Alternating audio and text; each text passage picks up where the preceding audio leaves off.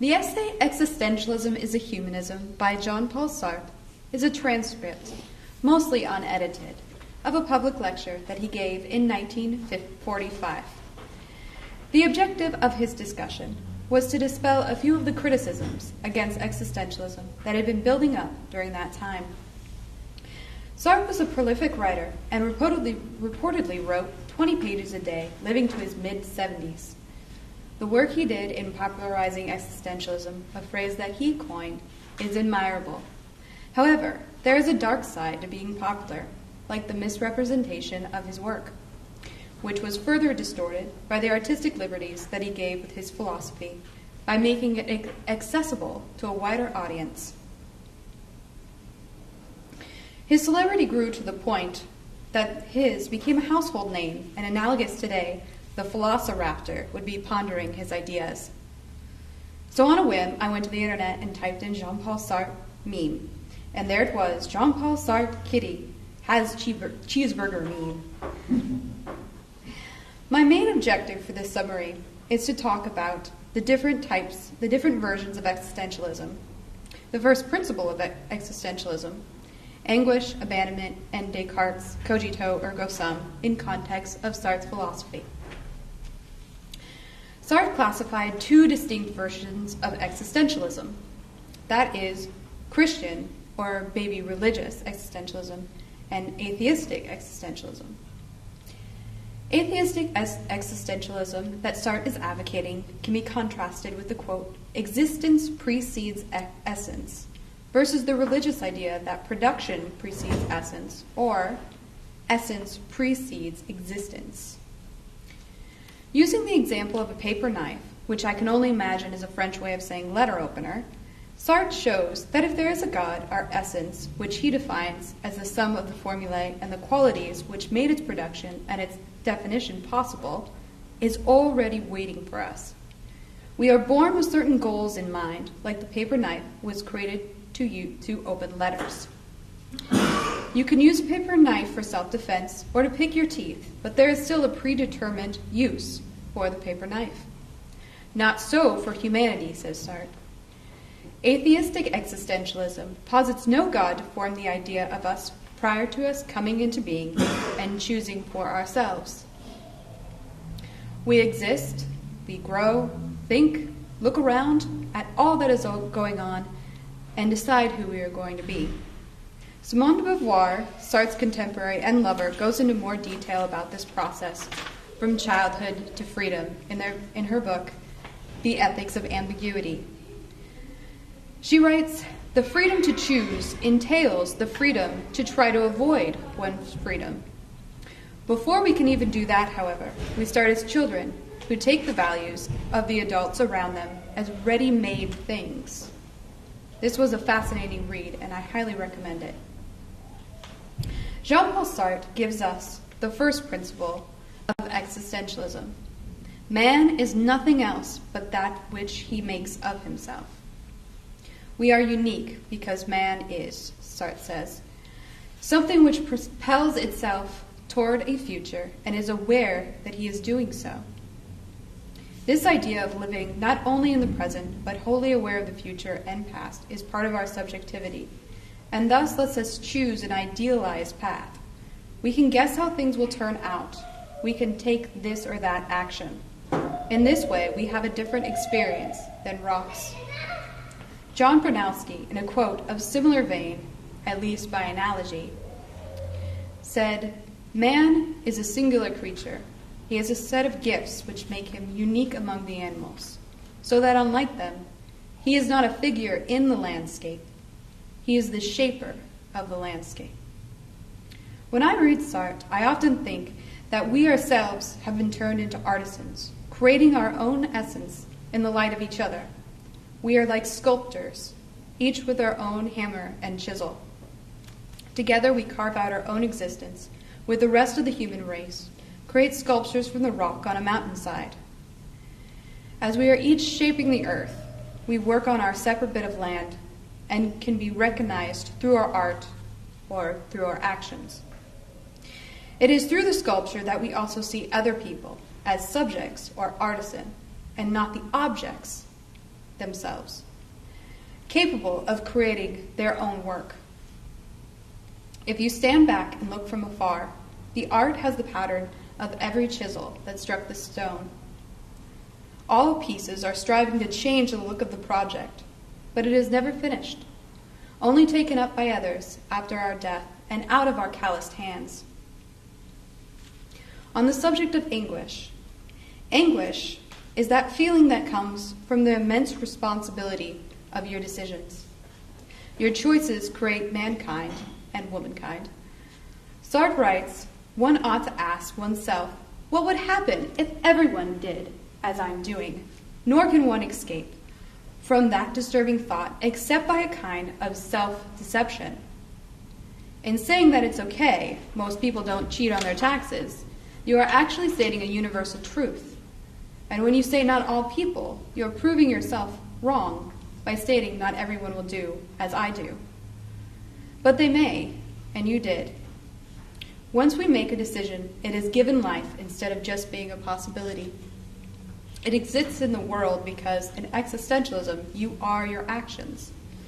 This is your essence. But choose wisely, because you are also creating values for the rest of humanity. And that is a big responsibility. Not to make you anxious or anything. In case you are feeling the anguish about the millions of decisions you have made in the past and the millions of decisions you will make in the future, it helps to remember that man is indeed a project, according to Sartre, which enables us to change ourselves at any time. We continually are making decisions by saying, coming to this meeting or watching a YouTube video. It is a wonderful, freeing feeling to realize that death marks the only point in which it is too late to change. Until then, there is always time for action. In the essay Existentialism is a Humanism, I believe the notion of abandonment is twofold. One, that we are abandoned or alone in the world without God. We bear the responsibility of our decisions. This necessitates each person to be the arbiter of his own values. And which speaks more fully to the text, we must abandon the idea of God fully. Sartre believes that humanism has discarded God but kept the morals and ideas by postulating that they are a priori or independent of experience. This can be a problem with the nature of a priori statements because they are usually along the lines of all bachelors are unmarried. They do not need to be shown to be true because they are part of the definition of a bachelor is to be unmarried. This is not so, says Sartre, when it comes to the treatment of others. We must abandon the whole notion of God, and thus Sartre says, we have neither behind us nor before us in a luminous realm of values any means of justification or excuse. We are left alone, without excuse. That is what I mean when I say that man is condemned to be free. So how do we choose in which things to value in this world? Sartre tells us of the story of the young pupil who came to him for advice, and the boy's father left his mother alone, collaborating in the war. She came to live with him, and his brother had been killed in the war, and his mother felt very alone. Her only comfort, her son. The young man felt like he should fight in the war for his country and avenge his brother's death. He also knew that leaving his mother in his current state would devastate her and maybe even cause serious damage to her health. No religion or system of ethics could satisfy both priorities to his family and to his country. Which is of the higher value? In the end, the boy had to take action, and in doing so, he created values. So Sartre goes on to say, the value of his feeling for his mother was determined precisely by the fact that he was standing by her. I can only estimate the strength of this affection if I have performed that action by which it is defined and ratified.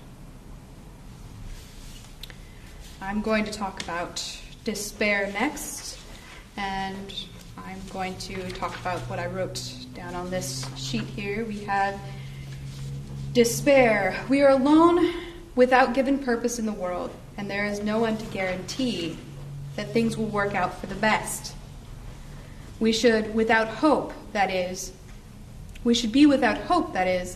that everything will be all right. And Jean-Paul Sartre wrote, "It's merely the means by which we limit ourselves on a reliance upon that which is within our wills, or within the sum of probabilities which render our action feasible."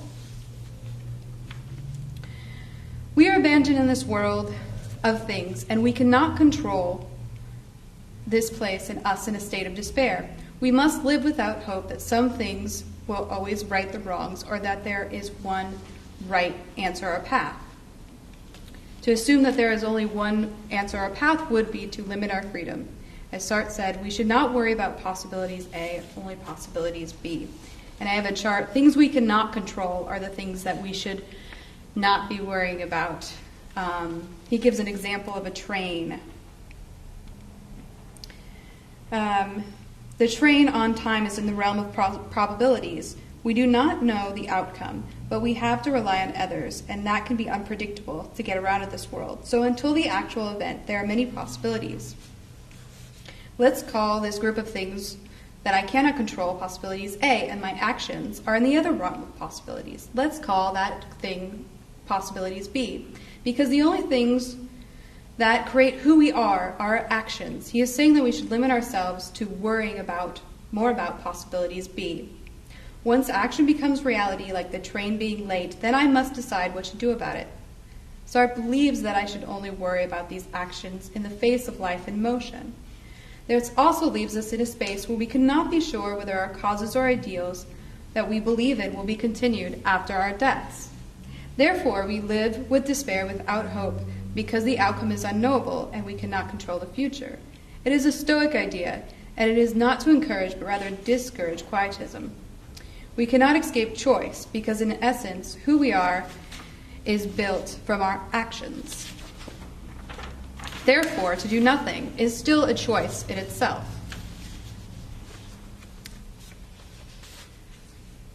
Cogito ergo sum. I think, therefore I am.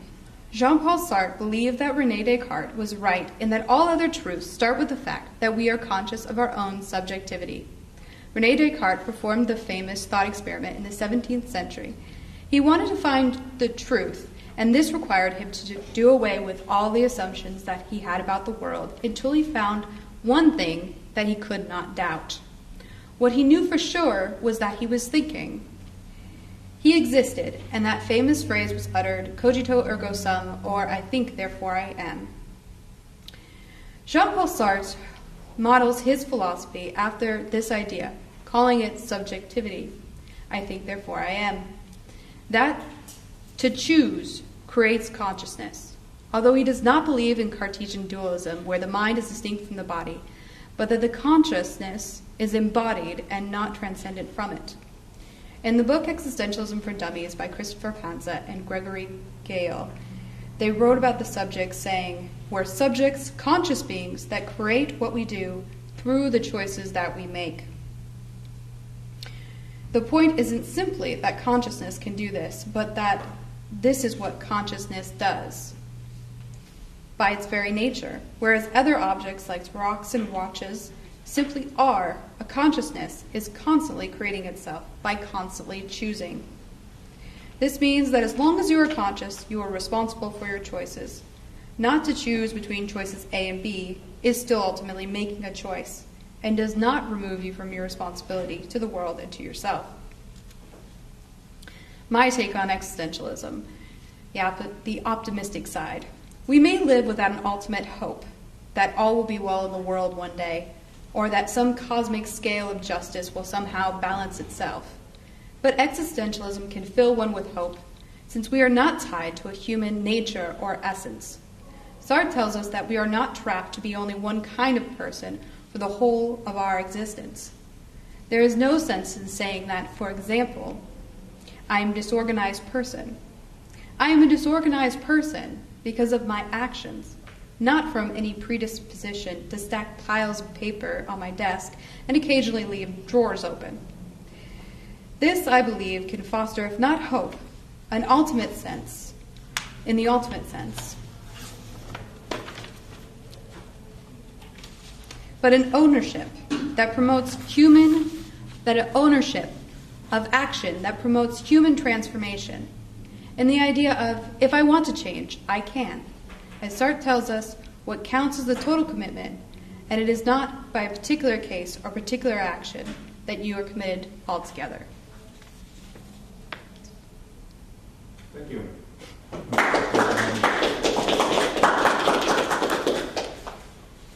We can ask some questions. One thing I guess I have on the top of my mind is from previous readings we've had, this is something that Don has brought up a lot.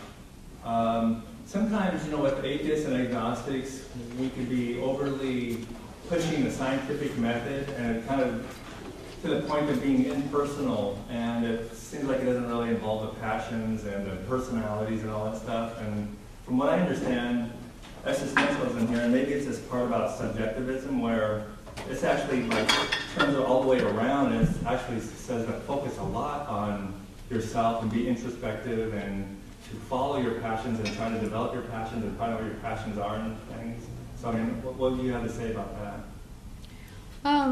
Well, I certainly think it gives you the ability to say, am I doing the right thing in the way I want to project myself out into the world? So if you have no excuse for all the things that you cannot do. So we give ourselves excuses all the time, oh, I don't have any time to do this, otherwise I would be this famous writer, I don't have time to write all those great books.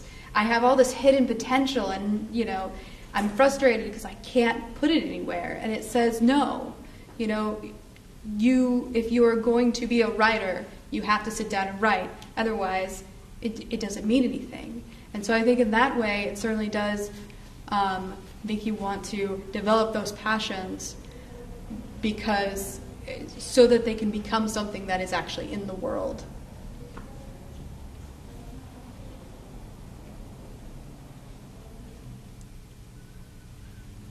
Well, I'll chime in. One thing that I hear coming up repeatedly is this idea that because we are our choices and actions, we're therefore responsible for them. Mm-hmm. Why are we necessarily responsible for them? What I mean is yes, we are causally connected, but this idea that because we are our actions and our choices, we therefore have an obligation to make good ones. I don't see the connection. Well, I think to a certain extent, Sartre kind of believes that we all have this idea of what is the good, what actions we take, we believe that the rest of the world should take. When I choose myself, I'm choosing for man. So I've been thinking a lot about this because there is kind of a disconnect there. At least I feel like when I read this, there is a disconnect between when he says, we all choose the good. But I think to a certain extent, you always have that idea of what should be done or what I would want everyone else to do. And so you are creating those values, and if you're going against that, I think then you are going kind of against yourself, and there's going to be some problems there. And he has some terminology that we'll probably talk about later about that. Jill, do you have on this topic or a different topic? Yeah, no, about the good, the choosing the good, because I was watching something where they were talking about, it might have been Heidegger or something, the choosing the good, and you think that here's the good, and here's your choices, you're looking at the choices, and here's the good choice up here, and here's the not so good choice or whatever, but you don't know, because actually the way things are is they're both out there as good choices, and it only becomes good once you choose it. Right. There's no underlying. One thing I picked up, maybe a little different way of looking at it is, kind of what I think I picked up is that he talks about living the authentic life, and it's kind of like the idea of living an examined life, and that means, you take responsibility for your own life. You don't say like, oh, well, I'm this way because I never had opportunities in my life. It's like, if you need opportunities, go out there and do it. Don't be blaming people and things on it. So you need to take full ownership for your life, to have an authentic life. Otherwise, you're just not living to your full potential, and you just blame other things and other people and all that. You know, you have all these reasons why you can't do something. And then he gives one example in here about, he goes, what about the person who wants to be deceived, basically? What, you know, is that okay? I mean, if everything's permissible, if somebody says, well, I want to be deceived, I want to think that, you know, I have to live here with my mom the rest of my life because I'm incapable. Is that okay? Because that's what I want. And he's kind of saying that, well, I think that's, he wouldn't like that. That's kind of like immoral for him, I think, because you're not really, it's kind of a moral violation for him because you're not, because for him, being morally strong is taking responsibility to the maximum. So, Does he have any criteria about how to judge what's good? That you choose it. So that's where. That's what I was That saying. seems right. Your choices, and you obviously you think that you've got here's a good choice, here's a bad choice, and that you always choose the good, but because it was good to start with, no, it's only good once you've chosen it. But I think there's, to a certain extent, like with the boy choosing between his country and choosing between his mother, you could totally see that there's not really necessarily a good in that. When you choose that, it's because you value that thing that you are choosing. You value your mother. And that goes back to the authenticity. Right. And I think there comes a point where if you are being inauthentic, then you could choose, maybe you could choose something that was bad, but it's because you're not truly living up to yourself in choosing the good. So that's my take on it anyway. So if somebody chooses to steal from their neighbor, let's say, then he would say that that's not living an authentic life because it's not you living up to the good that's in you. It's that person is choosing that everybody should steal. Well, then reciprocity, what the consequences are. Yeah, but I still think he would, there would be an extent to which if that person was choosing that everybody would steal, then it changes, like, mankind in itself.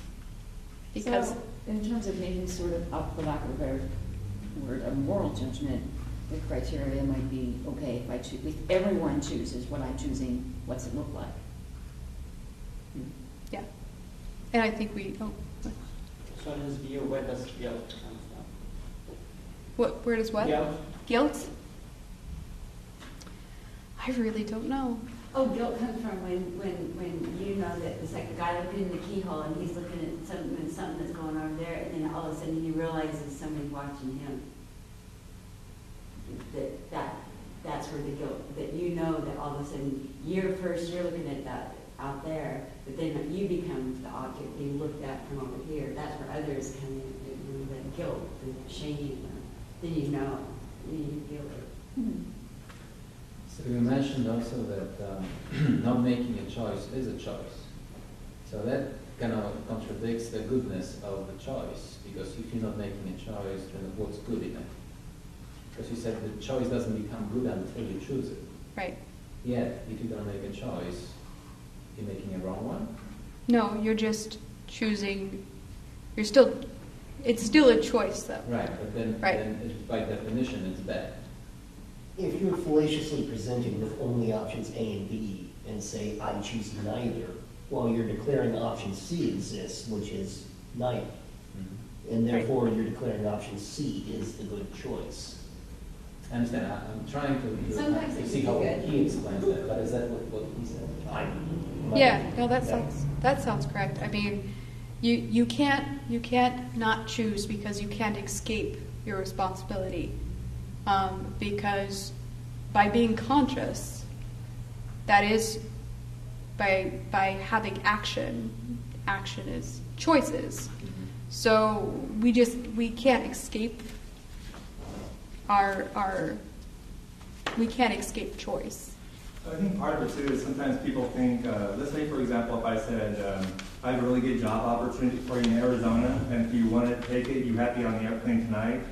And so somebody would say, okay, I have a choice to make. Either I get on the airplane or I don't. somebody else might say like, well, I'm not going to make the choice. I'm not even going to make a choice. And it's like, well, even if you don't make a choice, you made a choice because that choice wasn't the go. So it's trying to, I think, just wise people up, like, if you don't make a choice, you're still making choices. So it's like, don't think you're getting out of the thing. And this is your responsibility as in existentialism to make choices, to make the choices. Yeah, as kind of, I don't know if we're going too deep into this, but if you talk about this, the traditional kind of a choice of morality, the trolley example, right? You're supposed to make a choice if you're killing 5 people or 1 person, right? By moving a lever. What if you say, I don't want to make a choice? Do you have a choice not to say it at that point?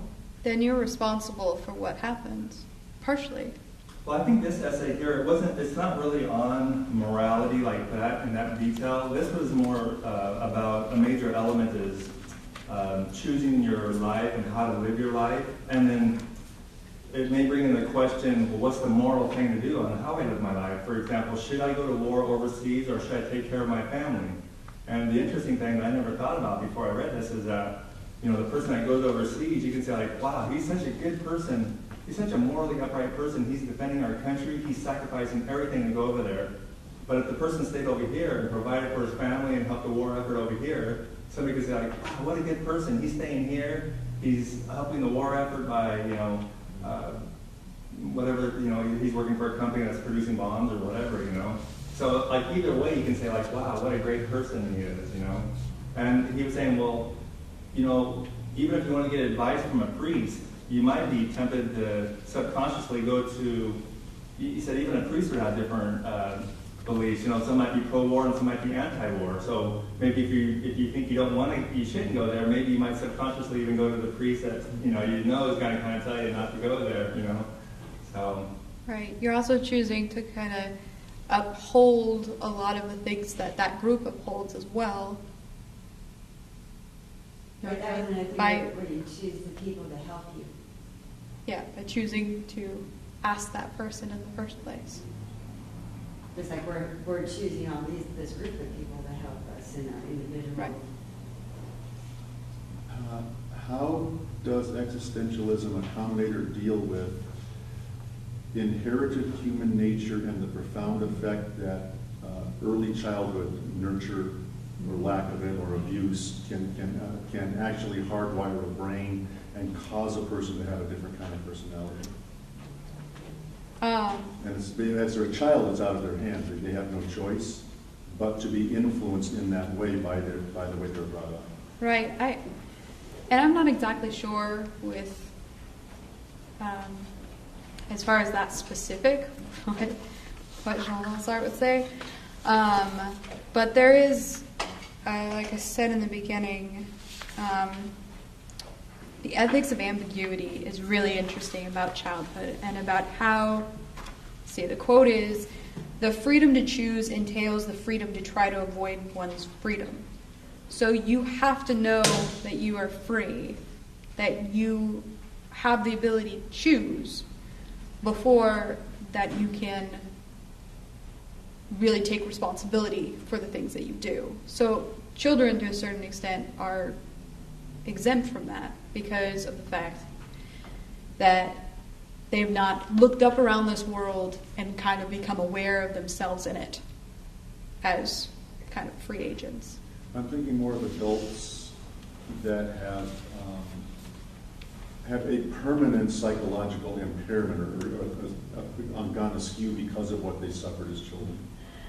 To where it's not such a clear thing where you can just choose.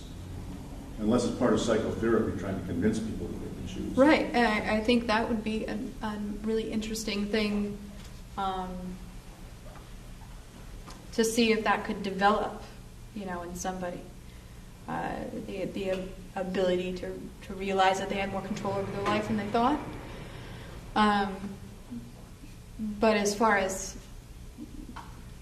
how this philosophy exactly impacts that, I'm not quite sure. One of the things in here he talks about is, he says one of the complaints they have against the existentialists is, in their literature, for example, he says there's a story where some guy is a mean guy just for the heck because he wants to be mean.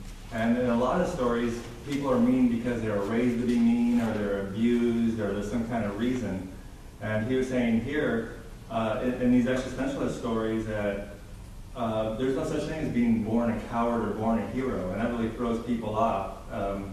So, you know, if you did something that was really cowardly and it was in the headlines and everybody knows it, it doesn't matter, because next week you could choose to be a hero. It's up to you. And so I think he would say that how you were raised really doesn't matter at all, because you might say, well, what this thing about, let's say, for example, you might say, I wish I could be a public speaker, but when I grew up as a kid, my parents always belittled me constantly and beat me and told me to shut up, and so I just can't be a public speaker. So I think he would say, you know, if you're a public speaker, you start public speaking. That's what you do. You know, just get out there and do it. You don't have reasons why you can't do it. You know, that's the way I think I of it. completely agree.